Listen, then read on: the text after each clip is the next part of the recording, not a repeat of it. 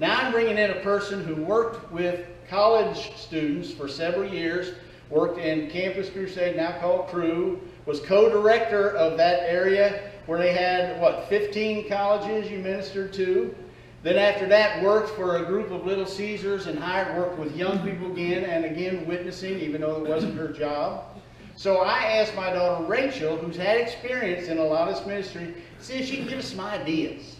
Just stir them out. And probably every one of us who's Christians say, yeah, I'd like to get the good news out. I want my family to be saved. I want my friends to be saved. So she's going to, and this is not a, I told her, don't worry about it being a whole course, just give us some ideas to jot off on. So that's what, and some principles. So, experienced Rachel Atwood. Thank you. All right. Move this down. Well, good morning. I was excited to get to share some of the things that I've learned over the years ministering, especially doing full-time ministry and then even doing it with the people I worked with at Little Caesars, which was really fun. So first I wanted to start off, Dad kind of gave us even kind of the why we share our faith. And I wanted to start off with little things that we also need to know when we share our faith, what we believe. And so I brought some of these, which I'll hand out later. It's a material that Cru produced called Would You Like to Know God Personally? We used to call them tracts. We don't really call them that anymore. Now, these are not for us to just be like, hey, stranger, here you go. Because if somebody gave me that, I'd probably just throw it in the trash. Because I have no relationship with them. But when I give you these later, I want you to look over them just to kind of have a guideline of, okay, if someone asks me to share what the gospel is, I have a little thing that I can kind of share. I can kind of memorize. I can kind of know what to go through. So I thought that was helpful, so I'll give those out at the end. But I also wanted to ask you guys, thinking about, before doing the practical, we have some fears, I feel like, wrapped up in that. So I wanted to ask, what do you think are some reasons people don't share their faith, or don't share? Fear of rejection. Fear of rejection, yeah. Don't want to be preached to. Mm-hmm. Yeah. Or backlash. Okay, yeah. Repeat what they say for the recording. When they say something. Oh, yeah. Fear of rejection, backlash, don't want to be pushy, preachy, lazy, yeah. We're not perfect ourselves, but sometimes we feel that it's hard to witness when you're not perfect. Yeah, that's true. When you're not perfect. I'm sorry, you're not perfect. I am, so I'll teach you how to do that next time. No, I'm just kidding. Those are really good and all true for myself as well. So I wanted to do a few misconceptions or fears and then kind of pair them with the reality of the situation before kind of getting into a little bit of the practical. The first misconception is that we must share with every person you meet or you're in disobedience to God. I think sometimes we think, I had a few minutes with this person, I got to share right now, or they're going to hell and I'm going to be, we're guilting ourselves. So don't guilt yourself into sharing. Not every person. I remember I used to sit on a plane and be like, do I have to share my faith with this person? But I'm like, that's not how it goes. The reality is we need to listen to the Holy Spirit and pray for opportunities to share with people and be expected for those opportunities and not feel guilty just walking around thinking, oh, I didn't share, I'm a horrible person. Because that's not the motivation. The next one is that people think we are weird, awkward, pushy, preachy if we share our faith, because I think there's some misconceptions, like you said, people be like, those people are weirdos. And I am not a weirdo, so I don't know what you guys are talking about. But the reality is, this is something real, it's something important in your life, and we, with other people, should share what's important in our lives, things that we're learning, we're growing in, our fears, doubts, we want to be able to share those with others. And it's easy, it's easy to not come off like a jerk or pushy. It's just don't be a jerk or be mean. It's that easy, If someone doesn't want to talk to you, you don't have to be like, well, I still need to get my point out. That's not what we want to do. You got to respect people and respect them. And I also think being respectful is don't diss somebody for if you think they have a weird belief, like, I think we're all God, or you'd be like, okay, that's interesting. Tell me why you think that. And I'll be like, that would be a surefire way to turn somebody off, is to diss what they believe. And so I really should be a conversation and not a confrontation. As one of my good, with awkwardness, she said, as one of my good friends says, it's only awkward if you let it. And so you kind of have to lean into it. That's the same with anything. It's advice for you for any situation. If you feel like it's awkward, just lean into it and embrace it. And it does get easier the more you do it. You don't feel as awkward the more you kind of talk to people. It becomes a little bit more natural. Misconception number 3, and this was true for me especially in college when I was a part of crew and a lot of it was sharing our faith, is I thought I had to know all the answers before I shared my faith. I thought, what if they ask me a question that I don't know the answer to, and I'm going to look like an idiot or don't know what I'm talking about or that it's not true for me? Like, what if they ask me about something? How do you know the Bible is true? Or how do you know how they chose the books of the Bible? Or like a random verse from the Old Testament that I didn't know about? And now that I'm older, I do have some of those answers, but the reality is you don't and you won't have all the answers. Because sometimes people have questions that you don't have the answers to, and that's okay. I think people respect the fact that you would say, you know, I actually don't know that. I'm still learning myself, but I'm going to study and then we'll come back and talk about it together. You look it up, I'll look it up, we'll come back. Instead of trying to make up an answer, because I also did that as well in college. You're like, I really think that in the Bible when you said that, it was... People can tell when you're making something up versus when you're being genuine. So let's not try to do that. The 4th and last misconception I put was you must share the gospel in every spiritual conversation.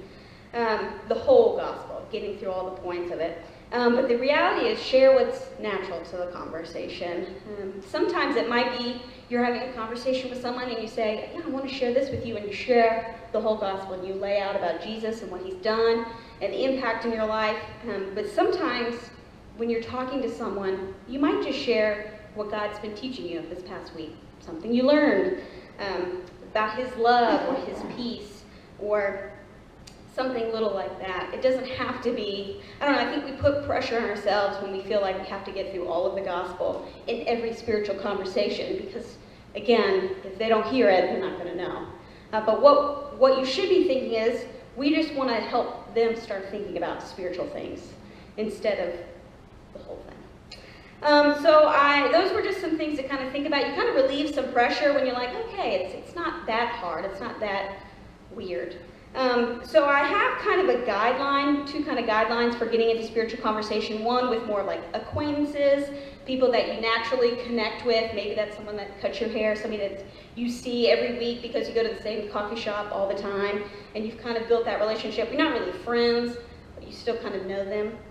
Or even people at work that you don't really know super well. So I put kind of a guideline of things to kind of go through. And again, it's not really a formula because we don't want to be like robots, like, okay, I'm only asking you questions so I can get to share the gospel, so I can check you off. Like, we want to have the motivation of loving people and letting this flow out of our hearts. So don't be weird, like I said. So the first one I put is pretty easy, is get to know someone by asking questions. People love talking about themselves. People want to be known. They want to be heard. And so I think that's a huge thing. Questions. I put some in there. I mean, I know you guys all know how to have conversations with people, but sometimes we do ask them like, hey, how are you doing? And you stop there because you don't know what else to ask. So I put a few on there, like, did you grow up around here? What do you enjoy doing in your free time? Tell me more about your family. Did you do anything fun this weekend? Things like that. And sometimes they'll ask you those questions back. You might talk about how you went to church, things like that. But I put kind of start with surface level and kind of go a little bit deeper. The second thing I put is listen. I think sometimes this seems like a no-brainer, but we get in our own heads, especially when we feel like we want to have a spiritual conversation with someone, and we kind of stop listening to what they're saying, and we think, what can I ask next to get to my next thing, to get to the spiritual conversation? And people can tell. I think we've all been in conversations where we feel like people are not really listening anymore. They're just thinking about their next point or what they're going to say to you. And that definitely don't feel heard or known in that moment. And so we want to be able to take time to actually truly, fully listen and be engaged. The next is, as you're listening and you're talking about normal things, that's when you can kind of transition into a spiritual conversation by asking a spiritual question. I put that feels natural to you. I wrote some down on the little handout that you can kind of use as a guide. My favorite is the one that I put up top, which is, what is your spiritual background? As you're talking maybe about your family, and again, if you're not super weird or awkward, and you're just like, tell me about your spiritual background.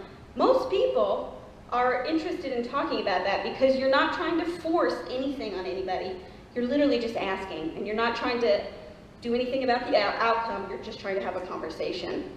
And I have used this one many a times. That people I've sat on the plane with, getting my hair cut, people I worked with, and then even one time when I was getting a massage, she was chatty, I was chatty. I don't know, that's a weird place to talk, but she was like talking to me. I was like, well, what's your spiritual background? And she talked for a long time, and I talked. I mean, it was really neat. You don't have to do that, but it was in the moment. I felt like I was like, okay, I think I'm going to share. And so it was nice. It's good just getting her to think about spiritual things with me as well. But again, there's some other ones on here. Did you grow up going to church? How important is spirituality in your life now? What experiences have shaped your spiritual life? What are your thoughts on God? What are your thoughts on church, the state of the world? Something to help them kind of think a little bit deeper about their lives. And so I say choose one of those and stick with it and kind of see which one feels natural to you. Instead of being like trying to get through all of these questions, I don't ask many. I just ask what's your spiritual background and kind of go from there. It's a jumping off point. But you might find one that you like that's totally different than these, and that's great. But finding one that you feel is natural to you. And I say typically it's easy to engage by just asking follow-up questions about what they say. Like, they tell you about their background, maybe it wasn't good, maybe it was good, and they're like, tell me more. Well, why do you believe that? Why you're not interested in going to church anymore? And again, I think if you're respectful and kind, the majority of the people are pretty interested in talking. And again, if not, that's when you can say, oh, no worries, and you can move on to something else. So that's kind of my thing for the people you don't know so well. I thought I have some more things for spiritual conversations with family and friends. I thought that's a little bit different because these people are in your life for longer. You definitely don't want to just try to rush it in there and just put it in any time. I think this is where it's a little bit different because it's a relationship that's long term. So the first I put for there is to pray for opportunities to love on your friends and families and for their hearts to be opened, for them to see God's truth. And I put don't underestimate the power of prayer because I don't think we just want to jump in without having spent time praying for that person, especially when Dad asked, are there family, are there friends in our lives that we know are not believers? Well, are we praying for them? And are we praying for opportunities to connect with them? And so I think we should be doing that, and again, looking for those opportunities. The second I put is be patient, because sometimes it does take time with the relationship. Again, you don't want to just rush it. Now, sometimes you can make an opportunity, maybe someone's sick or things like that. That might be a little bit more of an opportunity. They might be hurting, something sad happened. That might be an opportunity for you to really love on them. But you don't want to just rush it immediately. The third I put is be kind and do good things for them. I thought you want to demonstrate God's love with actions, not just words. I think if someone who has been mean and dismissive to me and then said, hey, do you want to come to church, or let me tell you about Jesus, I say, no thanks, because I don't want what you've got, because you're not a very nice person.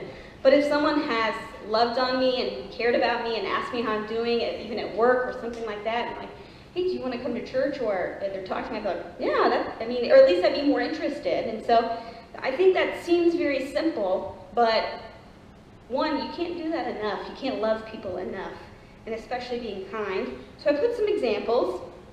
I put taking a meal when they're sick or in need, and I put it doesn't have to be homemade, because one time I took Chick-fil-A to somebody that had a baby. I was like, what's your Chick-fil-A order? I'll go send it to you. Offer to pray with someone. Dad said this. Offer to pray with someone when they tell you that they're in need or even their family members need. And I have found it's helpful to even do it right then. When I was on staff at Little Caesars for 6 years, I got to know a lot of people. And I wouldn't say right away. I just went up to people and was telling them about me, or telling them about my faith, or praying with them the first week. But over years of building that relationship, I had a lot of people that have a lot of hard things that are going on in life. And so taking time to pray and truly mean it, not to be like, I'll pray for you, but say, I'll pray right now. I had one woman that we prayed multiple times, and then she would call me later and she'd be crying and we'd talk and I would pray on the phone. And it was really powerful, and I've invited people to church, but she knew that I cared, and we had built that relationship. But it was actually praying in the moment. And I think that was really powerful, because I love it when people pray for me right then when I'm hurting. Invite people to your home for a meal, or take them out to coffee or a meal and pay. And let's see, maybe if a coworker is in need of help that you know how to do, even though you're really busy, maybe taking some time to help them to get back on their feet, even though you're really busy. And then I put one that, again, doesn't cost any money or time, really. It's offer words of encouragement. Again, we want people to love us. We want to know we're doing good and things like that. And so I think it's good to take time to say, hey, I noticed what you were doing, and I really appreciate that, and that's great that you're doing that. I mean, I think it's just really helpful, and people really enjoy that, especially when you're genuine and not just being like, great job, but something specific about the person. So I think it's helpful, again, to be kind, of course. The fourth I put is being interested in what your friends or family are interested in and spending time together. Now, some people you're naturally around a lot. Maybe you already have that close relationship, but maybe it's a cousin or somebody that you don't see as much, or a friend that you don't see as much, but trying to take time to be invested in their lives. And I put don't be lazy with this, which we talked about being lazy, because sometimes I don't want to leave my house after dark. I don't want to get out of my pajamas, especially if somebody's like, yeah, I'm in a play, and if you want to come see it, it's at 7 o'clock at night. I'm like, oh, I'd rather be in bed. But it's taking time to invest in their lives and say, hey, you did that, and I want to be a part of what you're doing, even when it's not comfortable. It's taking time. So I think it's good to be investing in the lives of others. I put this 5 as being vulnerable about the things going on in your life, especially with your family members and your friends. When you want to have a spiritual conversation with someone, and if you're not providing vulnerability or sharing what's really going on in your life, and you're asking that of them, that's a big jump for them to do. And so I think it's good to kind of share your own hard things, even spiritual things, like even your own doubts, your own fears. If you're going through a hard time, man, it's really hard for me to believe this is true about Jesus, but this is what he says, and this is what I'm trusting. And so I think vulnerability deepens relationships, but it also opens doors for more spiritual conversations as well. And then that's where I transitioned into asking a spiritual question with them. Now, you might not say, what's your spiritual background, because you know their spiritual background, or you know them, but you might talk to them about, hey, how are you doing, really? You overwhelmed? You're anxious? You talk about those things, and I think it's really easy to maybe ask one of those, what are you thinking about God now? What's going on?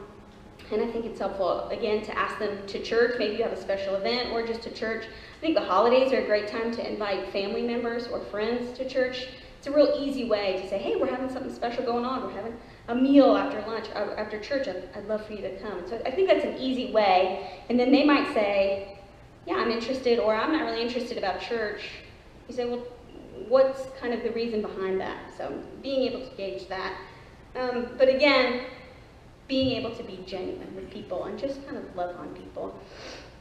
So I wanted to give a few tips, but the first is the biggest thing, which is to rely on the Holy Spirit, before, during, and after. When I was on staff with Crew, part of my job was sharing my faith with college students.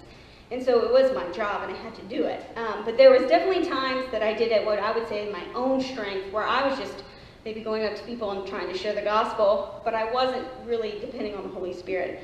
And you could tell the difference versus the times that I was depending on the Holy Spirit, because the times I wasn't, I was just trying, that's when I was thinking about the next question, because I was trying to formulate the outcome in my head. Like, well, if I ask this, I can ask this spiritual question. And it wasn't out of true love. It was more out of, I just want to do this, this is my job. Or there was times where I was depending on the Holy Spirit, and it was more natural, because I felt like it was flowing, that God was providing me with the questions to ask. It's a lot more free. You don't put as much pressure on yourself, because you're like, look, if this goes to a spiritual place, God's going to be the one to do that. So it's very free, and I think we just truly have to remind ourselves that the Holy Spirit is the one that's doing this work. The next tip is be prepared with some recent things God has done in your life. I think sometimes we generically say things like, God's been good to me, or something, God's doing something good for someone else, anything like that. But I think it's more impactful to share something specific. Like, last week, this is what God did for me. Or this is how God answered a prayer. Not from 10 years ago, but for something recent. And when it's recent, it's easier to talk about because you're like, this is what I learned last week. Isn't this really cool? Even for me, if I was going to share something like that, an example would be, even last week, I woke up and I felt overwhelmed and anxious about future, and I just was like, I just don't want to feel this way. And I remember praying, and I said, God, I need your peace right now. I need to submit these fears to you, and I need you to help me. And he did, and he provided peace. Now, that's not a huge thing, but it really was huge in my heart that day because I needed that peace, and God provided. And so I think even little things like that, we need to be sharing with other people, because in the state of the world, people need peace. People need the Lord. Right back to that. But people do. I mean, people are longing for this. There's a lot of anxiety in the world, and I think that should be one of the motivations to share, because we have something so powerful, and we have something real that we want to share with others. But the next one is respecting, I kind of mentioned this earlier, but respecting someone's wishes if they don't want to engage spiritually. Again, we can tell if someone's not really that interested. They might not say, no, I'm not interested, but they're kind of him-hawing around the question. They're not really that interested. I think you could kind of use that as a guide, maybe switch topics or something like that. I think that's okay because, again, not everybody wants to get into a spiritual conversation, but you have tried. So I think it's okay and just to remember to be able to stop if they're not interested. And then the last thing I put is don't put pressure on yourself to save someone. Salvation is really up to the Lord. And you're trying to share your experiences, what hope you have in the Lord, not trying to get across a certain outcome. And so it's not about saying the right words. I remember I would think, if I didn't say this one right thing, then they're not even going to know how to know Jesus, and I'm going to fail, and it's going to be terrible. But taking that pressure off yourself to just loving on people and having those conversations and taking the step of being faithful, because I do think we shouldn't just sit back and think someone else is going to talk to that person. Well, God put you in their life. How about you take the initiative to share with that person? Especially in the state of the world today when people are feeling it, I think maybe a little bit deeper, that they need something bigger than themselves. And so that is all I have for you today.